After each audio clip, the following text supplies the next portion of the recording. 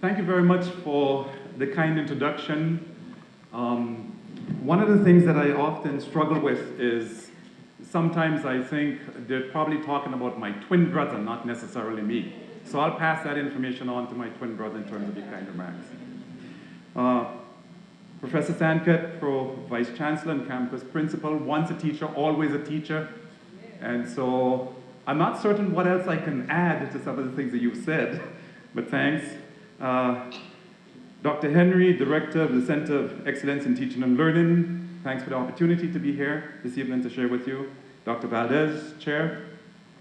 And Pascal, thank you for your support of teachers and the work that teachers are doing at UWI.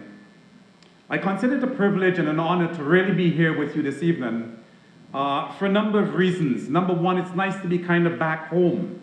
I'm nearby in St. Vincent, and it's always an honor to speak to fellow colleagues about this thing that I refer to as, sometimes I'm wanting to switch it as learning and teaching rather than teaching and learning. But hopefully you understand where I'm going with that.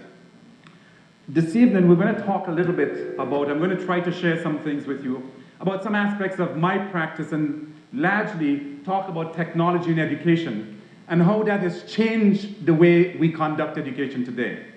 Sadly enough, some of the things that we do are reminiscent of a past era, and I want to suggest that education in the 21st century needs to be somewhat different than it used to be in the 19th century. This is kind of some of the things that I do, who David is. And so before you tell me that I'm crazy, I want to acknowledge that I am a little bit crazy in terms of a West Indian in North Dakota trying to work with snow. And believe me, snow is not something that I like very much. I tolerate it, and that's about all I do. But these are some of the different things that I kind of play around with. I'm an avid cyclist. I believe in being outdoors. And so the easiest thing for me and my students is for them to come up with, why don't we take class outside? And we do that sometimes. Yeah. Told me where it was now and out there, and they're like, it looked really nice too. It did? Good, good. I was hoping it would look good. Yeah, I'm sure I'll get the free food and whatnot. Yeah, it's great to get the free food. Are you answering what I'm saying? No, I'm on the phone with somebody. Sorry, I don't mean to be rude. What was that? I just said I was on the phone with somebody. Oh, no. The guy next to me asked me if I was talking. The guy, he's talking about me on the phone or something. I don't know. Yeah, I don't know either. It's weird. Yeah, no, we're getting on pretty soon. Yeah, me too. Do you know what Terminal Spirit arrives in? Yeah, I think it arrives in like Terminal 3. Okay, so you could just text me which terminal it is? Great, yeah, I'll text you later. If you didn't believe me, I'll double check and I'll just text you. No, maybe it'll be okay. I'll just look when I get there. Yeah, you can just look it up when you get there. That's probably a better idea. How late is your flight, Clay? It's like 20 minutes late, I think. I think it's probably going to be about 20 minutes. Is that your sister with you? No, I don't have a sister. Why do you ask? You like answering the same question? I'm sorry? I feel like you're answering my question. No, I'm talking to somebody. It's my friend. I'm at the airport. Yeah, me too. I'm sitting here at the airport, just waiting to get on the flight. Yeah. Yeah. Oh, I'm sorry. I got a B+ on my mind. Oh, a B+. That's good. Congratulations. That is not bad. You know what? Reception's kind of bad over here. I'm going to move over. Oh, it's better here. It's definitely better here. No, it's delayed for probably 30 minutes. What do you want for dinner? Oh man, I could go for anything. Maybe a burger tonight, or burger and fries, pizza, something. Where are the kids at? I don't have kids. Why do you ask? Hey, you want to go out later? Yeah, definitely. Like as soon as I land, let's go out. I'll meet you about 6 o'clock at the house. Okay, fine. 6 at the house is great. That'd be perfect. Gotta take the flight first. Oh, huh? Oh, are you talking to me? No, I'm on the phone. Oh, okay. Sorry. No, it was just a girl next to me. She was just talking to me. Okay, well, I'll talk to you later then. Okay, perfect. Talk to you later. Great. Okay. Okay. Love you. Love you too. Bye. Bye-bye. Okay. Now, you have to understand that I do this to my students. So If a phone rings and your phone rings, I may very well come up there and get it and start having a conversation with someone else, about you. Like, for instance, I might say, well, I'm the husband or the girlfriend or the boyfriend. And the person there then has to deal with that. Here's one of the things I'm getting at. Why do you suppose I put that video up there for you to look at? There's something that happened here. You were laughing. You were chatting. Why do you suppose I put that up there? I give away gifts, so this is not, education is not a spectator sport. So the first person to answer, why did I will bribe anybody for anything. You're not going to get this until you tell me why you think I put that up there. To make you laugh and chat. Okay. Could you pass it up, please? One of the things that amazes me sometimes is the fact that we don't include fun components in our educational practice. Education should be fun. Education should be interactive. And for some reason, we seem to kind of be working to take the fun out of education. Technology allows us to do a little bit of just that. Here I can use the medium of something that actually made it on national news, and something that is very well, nicely done. It sits out there on YouTube, you can borrow it and use it. And so faculty, why aren't we using these as ways to make connections with students? Understand something. We're talking about engaging students with technology. We cannot possibly engage anyone in any conversation with us unless we first connected with them. And that, frankly, was an attempt to connect with you. There are three things we're going to look at this evening, generally. And you can read these, so you probably had a chance to read them, and I'll be quiet and let you read them.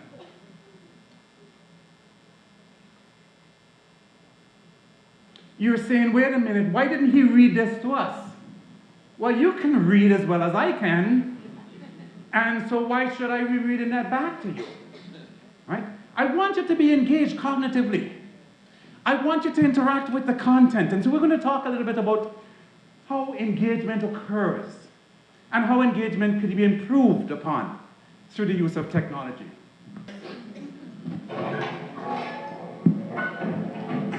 I'm going to talk over some aspects of this, so bear with me as I kind of interject.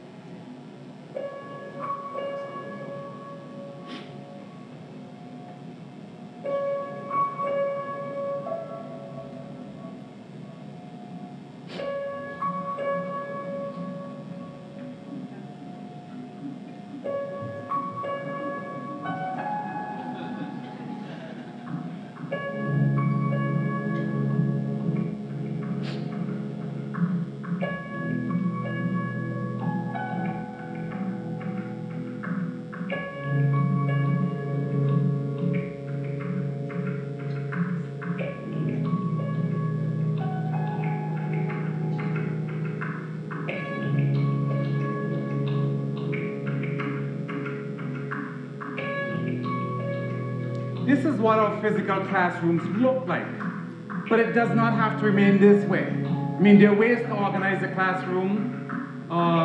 Even though we can't do it physically, we can certainly do it from a standpoint of small little groups to foster some sort of discussion.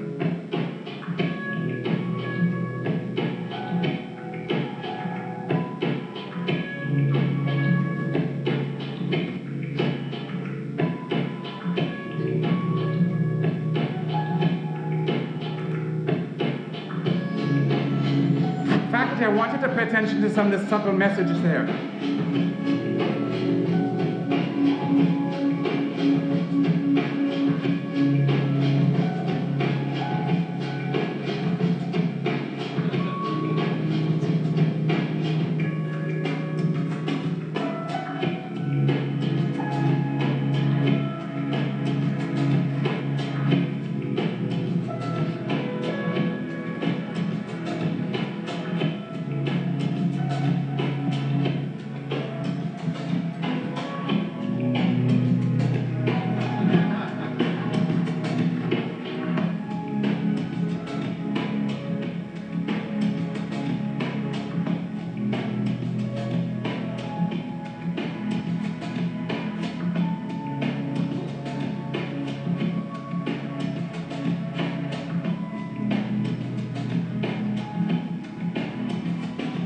How many hours do you think this adds up to?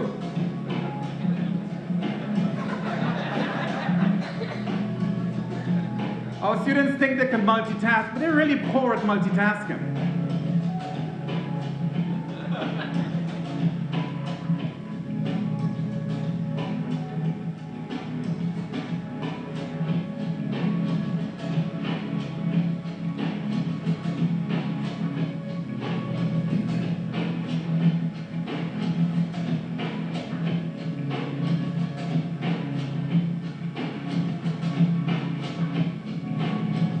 Okay, I think you got the message from some aspects of what you see in there. I want you to note, just recall some of the things that you saw in terms of what students said about their classroom experiences. And then think of this pyramid and what that pyramid communicates. If we're talking about teaching and learning, who from that pyramid is doing most of the learning? Come on, faculty, together. The person at the top, the teacher. And so why aren't we doing the kinds of things in the classroom and creating the kind of classroom environments where we're down at the bottom here, where we're allowing students to take or play a role in their own education? Sadly enough, sometimes what happens is we assume all of the responsibility for students' education, and we don't allow them to be responsible for parts of it. Every once in a while, I have to remind students, you ever heard of the term homework? You know, there's a certain amount of homework that I do, and so there's a certain amount of homework that you need to be doing as well for us to be successful in this teaching and learning environment. And the teaching and learning environment should not be created such that the person who is getting the most from it is the person who's talking the most. Because really that's what happens. And in my class, I'm fairly comfortable with silence. I will pose a question, and typically, what's the average time that it takes for faculty to respond to their own questions? 5 seconds. In 4 seconds, they're getting ready, and the 5th one, they actually start responding. Allow students to process this information, because it takes some time for them to think about it. Create opportunities where they can utilize technology in the classroom to find the answers. They bring their portable tools to the classroom, and we can't and will never be able to compete with them. Note-taking, as I mentioned yesterday, did not start with computers. Students have always been distracted in the classroom, but we have some fantastic tools that, if we plan carefully for their use in the classroom, can lead to some productive discussions in the classroom. Here is what I'm suggesting that we need to do. Move away from the left side, the column of information there, and move more to the right side of this table. Move away from being that sage on the stage to someone who basically uses the classroom differently. I no longer, with the tools that are available, use my class time to introduce content. I don't. And the reason I do not do that is because students do not need me for the content. I used to be, pre-17th century, the repository of content. I had it all up here. And so it was necessary for me to come to you and to say what the content is, inform you about the content. Today, what we need to be doing is teaching students how to retrieve the content. And in some cases, they know that better than us. But the one thing that they struggle with is evaluating that content and making meaningful use of the content and putting it in the context. And so my classrooms, or my practice really is, I create a lot of multimedia modules, and it's great to see the sort of modules that you're creating and putting out on Facebook. That's really encouraging. I pack the content in a learning management system. I pose questions for students to work on individually and together. And when they come to class, now the class time is for discussion about what if scenarios, how come, now what? So the classroom dynamics have to be changed from a place where we disseminate content to a place where we examine the content and talk about it. I picked on PowerPoint here just to make the point, some of the points relative to student engagement with technology. On my campus, for some reason, people think I hate PowerPoint, and I don't. I think I like PowerPoint to a certain extent. If you've read Ed Tuff's work, Ed Tuff talks about how PowerPoint is evil. And Ed Tuff really goes to town on PowerPoint. And I disagree with him a little bit, but who am I to disagree with Ed Tuff, who the New York Times and the Wall Street Journal label as the guru of graphics and graphical communication. He is that good that when you have a seminar, he puts on a seminar, it's filled.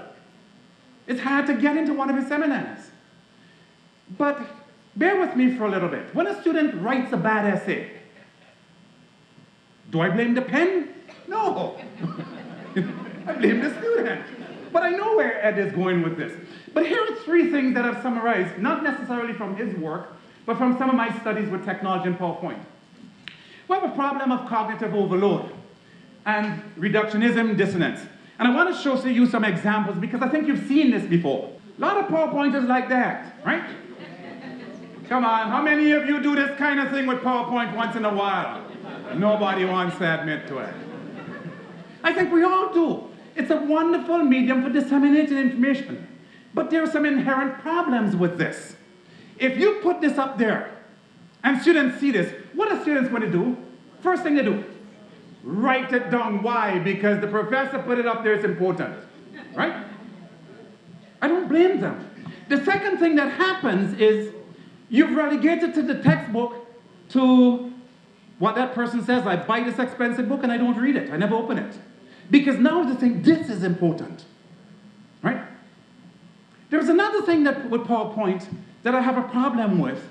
And this is, if you do this much work, what is left for students to do? Not a whole lot. Cognitive overload, too much text. Reductionism. This slide, I pulled this slide for a particular reason. Ed Tuff, actually under the Freedom of Information Act, had to force NASA to provide this slide. This slide is important for one other reason. Look at how many levels there are. How many do you count? You counted? 4 levels. She's saying, I have no clue what you're talking about. Okay, if you look up here with me, there is level 1, level 2, level 3, level 4. Got it? So that's how they organize PowerPoint sometimes, so that by the time you get to the 4th one, what are you thinking? You can always say pass. When I call in students in class, they have a chance to say pass, and you pick somebody to pass to. But you can't pass the second time. So she just looked to you to pass you. What does the 4th level signify? What do you think when you see a 4th level of information? There's a prioritization here. So at that 4th level, it may not be that important. But if you look down here, you see this thing that says significant energy is required. This has to deal with the shuttle Columbia. And if the tile is damaged, meaning there is that particle penetration, test results show significant mass, and you go on. And this is the one here that I really want to get to, minor variations. What actually happened in the slide, when this was given as a presentation, everybody saw it and they didn't attribute any significance to number 4. In fact, number 4 was why the shuttle exploded. Reductionism. You have to be aware of what your slides might be communicating to students. I teach hydraulics, and I teach some applied engineering courses. And you look at this, and to me, this means something. To you, you're saying, what is this? You gotta say this out loud. Why is she taking issue with my subject matter context? I love this stuff. So we try to make this interesting to students, and we talk about Pascal's discovery and how hydraulics really work and the multiply and pose factor. The problem is cognitive dissonance. This really has no bearing here on this slide. It's on the slide, it looks like it's related. What's the relationship? So we can have cognitive overload, we can have textual image overload, so we can have text and image overload, and then we can have cognitive dissonance. And those are 3 issues, just 3. And there are many more I can pick on with regard to PowerPoint. Don't get me wrong, PowerPoint is actually a good program. It's not a bad program. However, I wish it was harder to use because more people would be using it incorrectly. I've made this statement on my campus about an awful lot of PowerPoint poisoning taking place, and for that I get labeled as a hater of PowerPoint. I'm not a neo-Luddite. Who is a Luddite, by the way? A Luddite is, anybody, another gift here. Somebody what? Who hates technology. So a neo-Luddite by implication would be a modern day technology hater.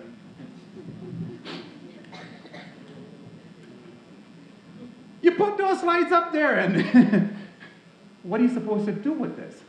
Now there's another slide that I should have put up here that would be interesting for you to look at. PowerPoint is used, lest you think it's only educators that are using PowerPoint, badly. PowerPoint can be used as a form of punishment. There is a lady, the Baltimore Sun in New York, in Baltimore, actually the newspaper reported that when her children misbehaved on Sunday morning services, she had a PowerPoint ready to talk about the behavior and how they should fix or change the behavior. And her husband has to sit through this. Wow. So students look at the PowerPoint presentations and they say, okay, now what am I supposed to do with this? How is that supposed to be engaging me?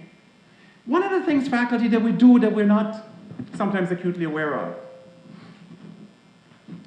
Sometimes I think we are guilty of using modern day technologies in old ways. Let me back up here a sec.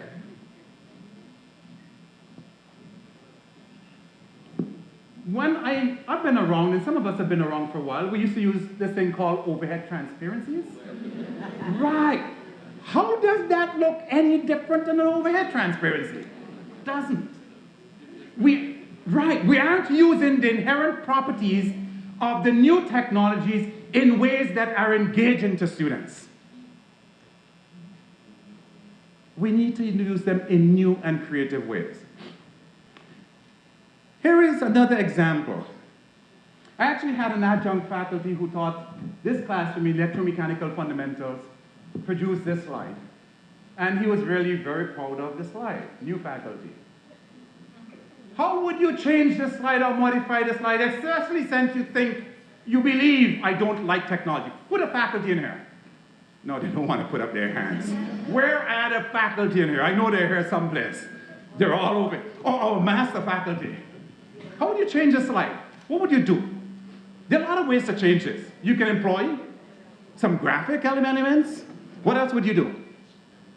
Less text, for sure, right? Well, here are I'm just going to zip through these. Some possible ways. Context, right? Using the power of technology. Oh, incidentally, do not be afraid to ask your students to create some of these things for you. You will be surprised. I don't have to do it all, and they can produce some work that's much better than some of the work that I can produce. And they're happy to share this with us. Build it in as part of an assignment. Create opportunities for engagement where they are engaged with the technology. They're using it actively. Not going to spend too much time on this. So that textual slide, I broke it up into 3 areas, and here are the 3 parts that can possibly be substituted for that. Okay.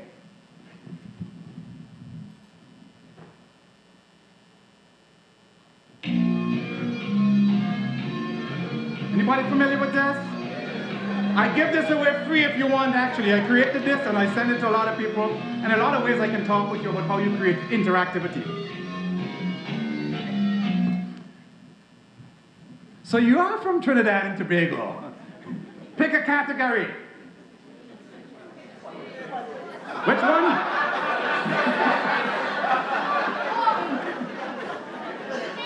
From this section down here. Which category? So you're a visitor. History. For what number? 300. History for 300. So we're going to go up here and...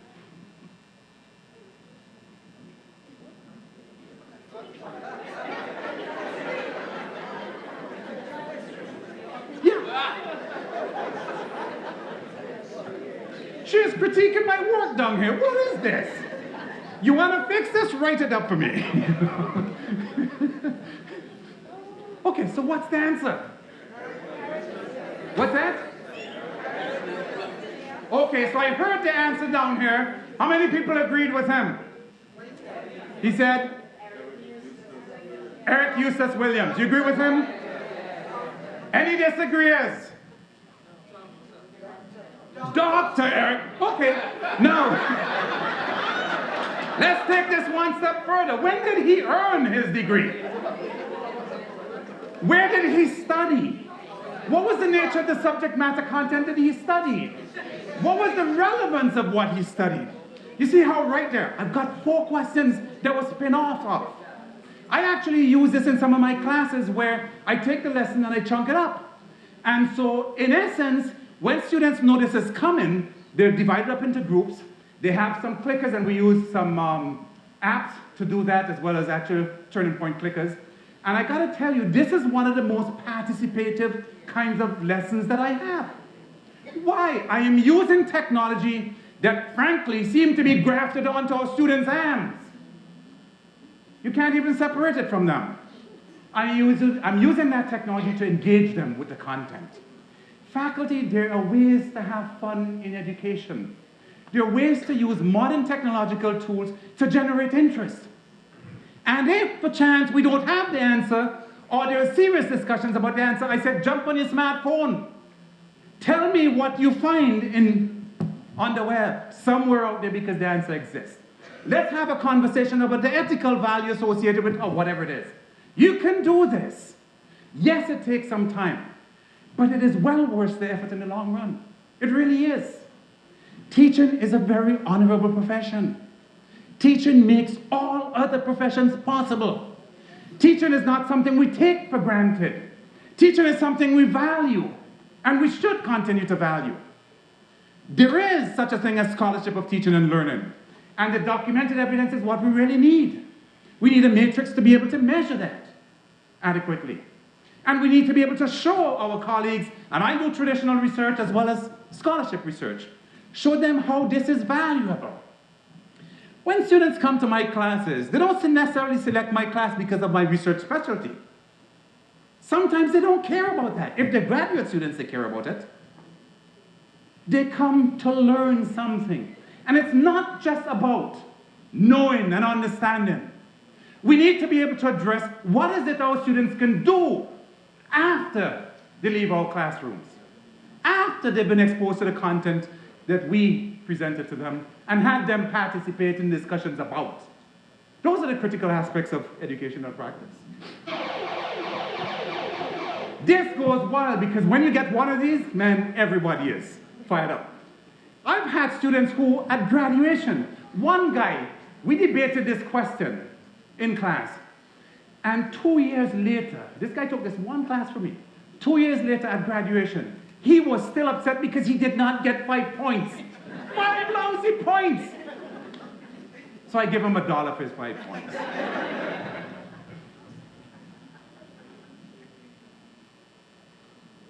Seriously though, send me an email. I'll send that program to you with instructions.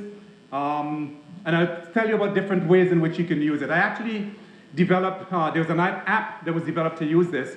And I rated the app poorly. And about 2 months after I rated it on the web poorly, the manufacturer, the designer of the app contacted me and asked, okay, so how can we improve it? I helped the sucker improve it, and he turned around and he charged 99 cents for the thing after that. So I found another free one, you know. This is what educational practice should look like. Not a faculty standing in front of students and covering the content. And I know content is important. We have to cover the content. But if you're content focused, you will be teacher-centric. You will be getting all of the learning. And we have to find some ways to balance this and become a little bit more student-centered. You've seen this, you're familiar with instructional methodologies. The question to you is, how many of these are you using? You really shouldn't be using just one. There should be a mix. And in that mix, I want you to consider what John Medina, who's a molecular biologist, said about the attention span of our students. He actually studied imagery of students, and about 9 minutes and 30 seconds, John Medina says, you can see the decrease in cognitive activity taking place. That's how long it is. that we can hold our students' attention for. And then we have to switch. And we have to reconnect with them. And re-engage with them. That reconnection could be as simple as, okay, what do you understand or do you not understand? Or it can simply be, pull out pen and papers, close your book, we got a quiz. Oh man, you get students' attention right away. The thing is, though, those quizzes should be low stakes quizzes. Because you want to use them as opportunities for remediation. Right? Not necessarily to penalize students. Okay. The Socratic method everybody's familiar with. And it works really well. But there is such a thing as sometimes not asking the right questions.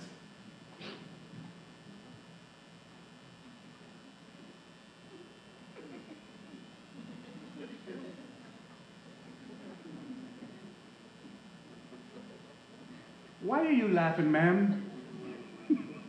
I like the middle one there. You know, in the park he's flying a kite with his son. You flying a kite? And the guy says, no, we're fishing for birds. Now, I know you're smart people. But what did I just do here? I just reconnected with you. Faculty, plan these reconnection activities throughout your chunk lectures or your interaction with students. Because you need to get them back all on the same page. We assume when we walk into start a class that everybody's with us and you can start lecturing and nothing could be further from the truth. Students come to our classroom with all sorts of things on their minds, much like we as faculty do when we go to a faculty meeting. You go to a meeting with the principal here. Oh, I probably don't want to use that as an example. Take the time to kind of make a connection with them so you can begin to engage them. If you do the connection activity just right, you will move from connection to engagement, and students would not even know when you did it. Remember the 3 forms of engagement. There's a quiz at the end here. Engagement with the content, student engagement with the faculty. Sometimes that's the only one we have. But here is the one based on that pyramid I showed you earlier on. Student engagement with their peers. Those 3 levels of engagements are really necessary. And technologies that students bring to the classroom with them can enable that to work rather well. Okay. So you don't want those kinds of questions. You want questions like possibly this one. Hold up your right hand when you're done reading. Right hand up. Oh, some of you are really slow readers. What is this tonight? Okay, the majority of you held your hand up. Thank you. Let's see. What are you thinking of? What came to mind when you saw that slide? What image was formed in your mind? A falcon. And where was the falcon? Falcon is what? A bird. Where did you guys go to school? There is a falcon.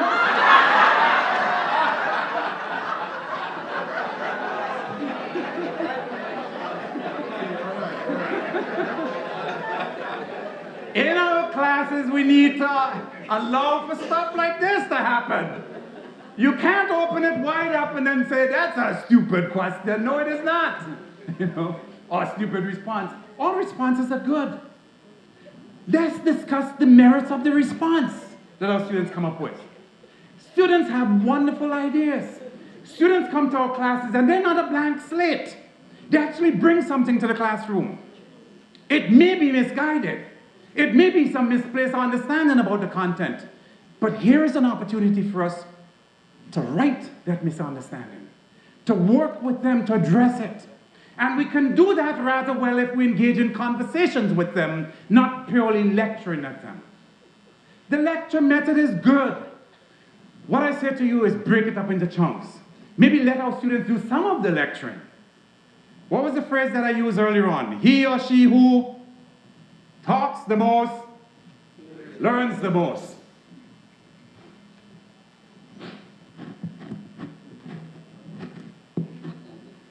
I teach a class, Technology and Health, Technology and Society, and there's a health component.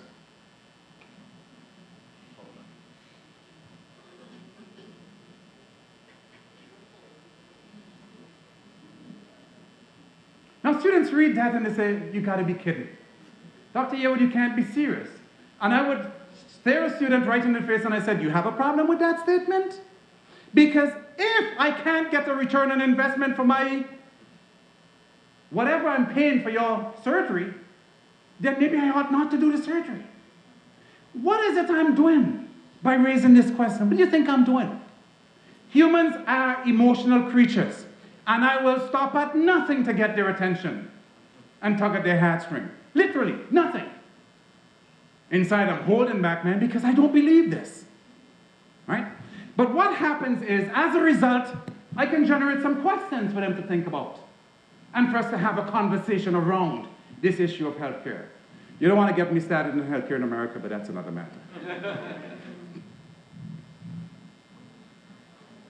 This looks somewhat grotesque, and it perhaps is.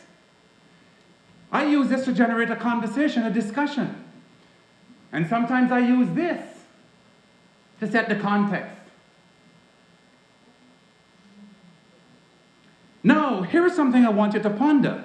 If I use this screen, what is there for students to do but to copy it? The first one allows us to have a discussion. The second one focuses the discussion. The third one shuts down discussion. Faculty, do not provide all of that content, because if you do, there's nothing left for your students to do. Remember, we need to engage them. You can start off with the blank one and say, hey, this appeared in the national newspaper. What do you think this is all about? Crossword puzzles. I put these out, and I actually use a crossword puzzle like this to cover chapter 7 and 8, an entire class. They came up with the responses. I just generated that.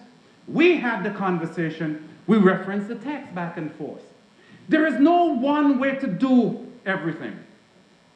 And sometimes we're using one tool to accomplish a host of different tasks.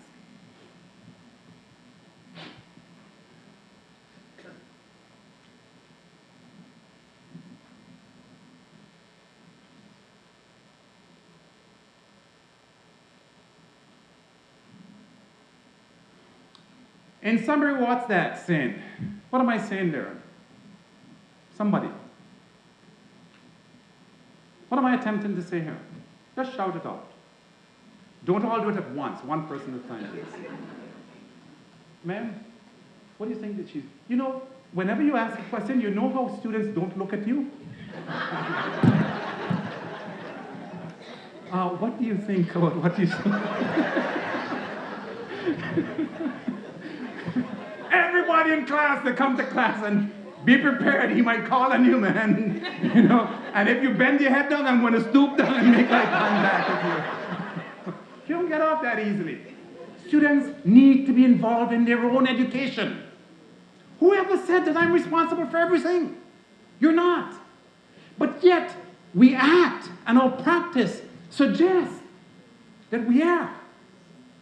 They have a role to play in this. These are some questions I want to leave you with as a wrap-up. These three are extremely important. You know, if you're using technology in your classroom, I challenge faculty always when I do workshops that actually are hands-on workshops. What is the value-added piece here? And if you can't identify that rather readily, my next question is then why are you using it? Because you need to think through this. All of my classes end this way. And so I'm going to take 10 seconds talking while you think about it, because I'm going to pick on somebody to tell me. You spent the last 20, 25 minutes or so with me in conversation about some aspect of technology and engaging students. You're not going to get that 25 minutes back. It's gone. What are you taking away with you? And don't try to tell me you're going to take everything away with you, because you can't. And you shouldn't. What one or two things that as a result of the conversation we've had, you would say, this is something that I think I'm going to try in my classroom? Just one or two. Change your practice gradually. Don't try to change it overnight. It's a disaster to try to do that. So, what one thing are you thinking about, sir? He's saying, I'm not a faculty, don't call on me. But what are you taking away with you? What are you thinking about? breaking things into chunks, manageable pieces. I can call on my colleague here. What are you taking away with you? I'm thinking I would like to make the school part to engage me in the class. Good. And with that, I thank you very much for giving me an opportunity to come and share with you.